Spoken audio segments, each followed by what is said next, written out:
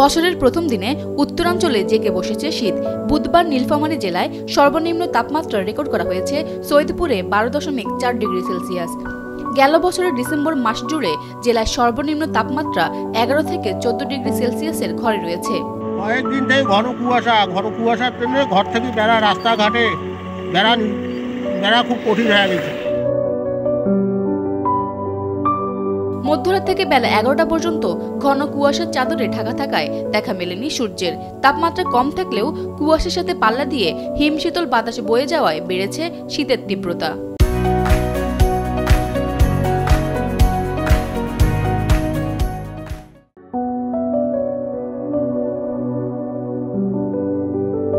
এদিকে হিমশীতল বাতাসের সাথে ঘন কুয়াশায় বিপর্যস্ত হয়ে পড়েছে জনজীবন।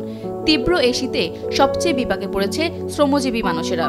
আমরা গরিব মানুষ এখন কি করি, এখন কাজ করি খাইছি মাঠে, আর বলা আর বাইরে আবার যাইতে পারি না। ঠান্ডা বাতাস, কুয়াশা কিছু দেখা যায় না, রিক্সা চালাইতে পারি না। মধ্যরাত থেকে সকাল পর্যন্ত ঘন কুয়াশার চাদরে ঢাকা থাকায় এ সময় দুর্ঘটনা এড়াতে হেডলাইট জ্বালিয়ে সড়কে চলাচল করছে যানবাহনগুলো।